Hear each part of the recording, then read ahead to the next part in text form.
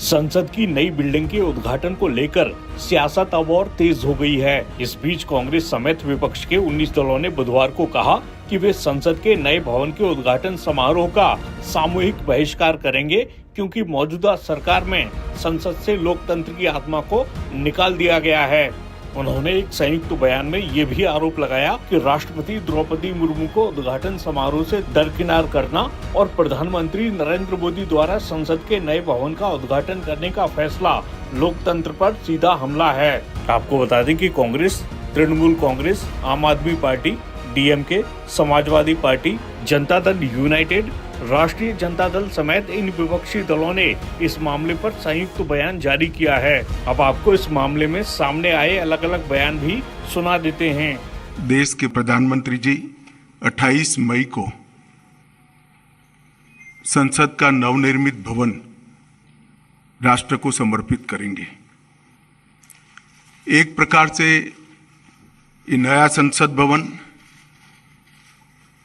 प्रधानमंत्री जी की दूरदर्शिता का प्रमाण है, जो नए भारत के निर्माण में हमारी सांस्कृतिक विरासत, परंपरा और सभ्यता को आधुनिकता से जोड़ने का एक सुंदर प्रयास है।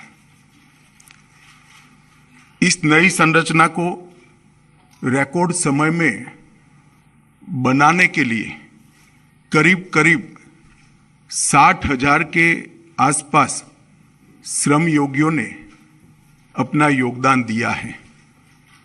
इस अवसर पर प्रधानमंत्री जी इस सभी श्रम योगियों का सम्मान भी करेंगे।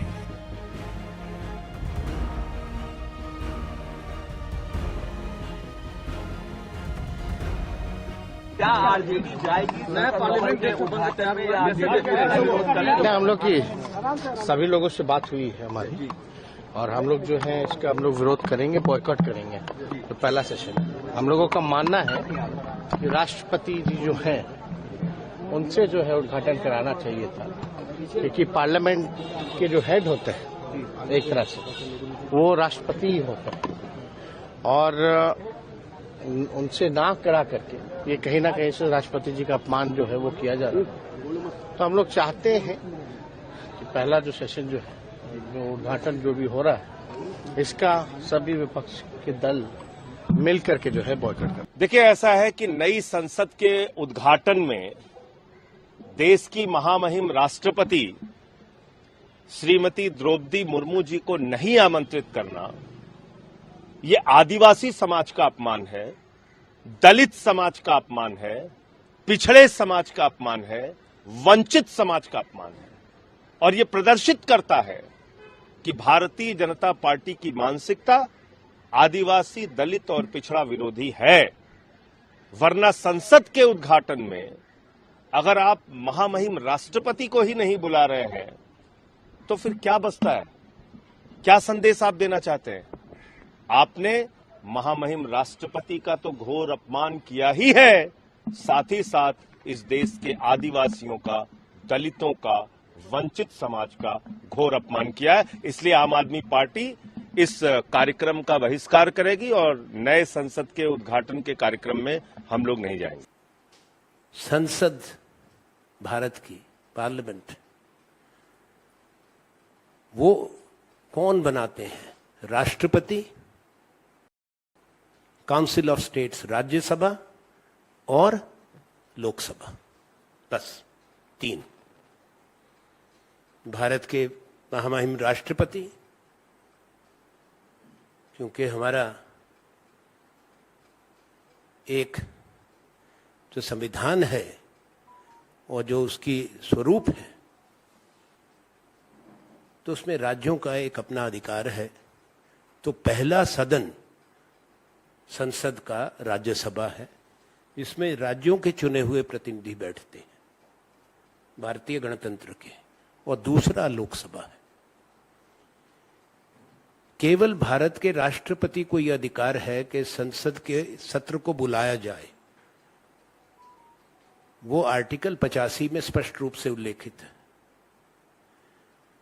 और आपको मालूम भी होगा, पर मैं कहना चाहता हूं, केवल महामहिम राष्ट्रपति भारत के सदन बुलाने का संवैधानिक अधिकार रखते हैं और हर सदस्य को, चाहे वो लोकसभा का सदस्य है या राज्यसभा को, उसको लाल रंग का सम्मन मिलता है। सम्मन घोषणा नहीं होती, नोटिफिकेशन नहीं होती, हर मेंबर को, हर सदस्य को निजी रूप से राष्ट्रपति का सम्मन आता है कि इस तारीख से इस तारीख तक सत्र बुलाया गया और केवल राष्ट्रपति को अधिकार है सत्र खत्म होने पे उसको प्रोरोग करने का, किसी और को नहीं। ना वो लोकसभा के अध्यक्ष करते हैं, वो एडजर्न करते हैं, राज्यसभा के चेयरमैन एडजर्न करते हैं। प्रोरोग करना, उसकी नोटिफिकेशन होती है गजट की, राष्ट्रपति।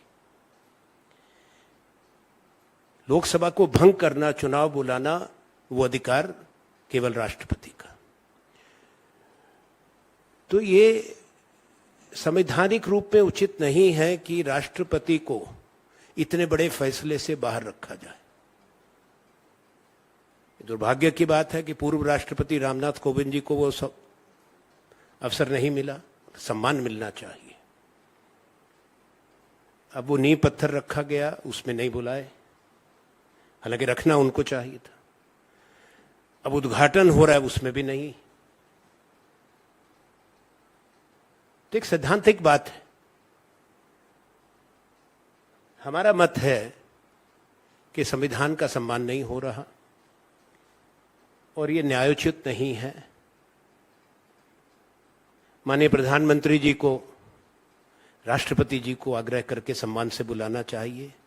अच्छा, आप लोग कह रहे हैं इसको नहीं करना चाहिए, उनको करना चाहिए। भाई साहब, 2 डेट्स मैं आपको बताता हूं।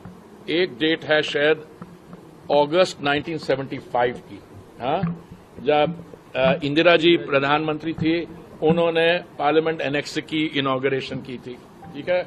दूसरी डेट है, जहां तक मुझे याद आता है, 87 की 15 अगस्त 87 में राजीव जी जब प्रधानमंत्री थे, उन्होंने पार्लियामेंट लाइब्रेरी की।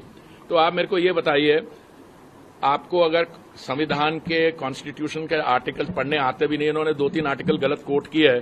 जब मैंने उनको बोला, मैंने कहा one article deals with the subject of giving an assent to a bill, the other article deals with something else, तो उनको चुभा। उन्होंने कहा नहीं नहीं, ये नहीं, वो नहीं। ये होमवर्क करते नहीं अपना। अपने समय में जो देखिए, हेड ऑफ स्टेट और हेड ऑफ गवर्नमेंट में देयर इज अ डिफरेंस। अगर आपके हेड ऑफ गवर्नमेंट इनॉग्रेट कर सकते हैं पार्लियामेंट की एनेक्सी को और लाइब्रेरी को, तो हम इस समय के हेड ऑफ गवर्नमेंट क्यों नहीं कर सकते? Simple is that. मुझे लगता है कि ये this was a very poor attempt at creating a diversion. हाँ जी,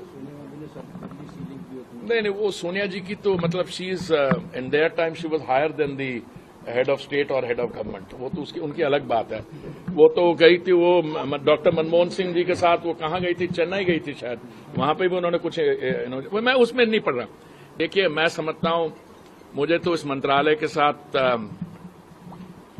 जुड़े हुए कोई 6 साल हो गए। मैं समझता हूं, मैं अब देख रहा हूं देश में कोई 600 ऐसे प्रोजेक्ट्स हैं जो इनके नेताओं के नाम पे हैं। हमारे यहां तो कुछ ऐसा नहीं होता। अगर हम बात करते हैं प्रधानमंत्री आवास योजना की, तो ये प्रधानमंत्री है, किसी एक व्यक्ति का नाम नहीं होता है। तो इसलिए ये है, तो ये पार्लियामेंट हो गया। कोई और प्रायोरिटी है आपके पास? आप देश और दुनिया से जुड़ी खबरों से लगातार जुड़े रहना चाहते हैं तो हमारे चैनल को सब्सक्राइब भी कर लें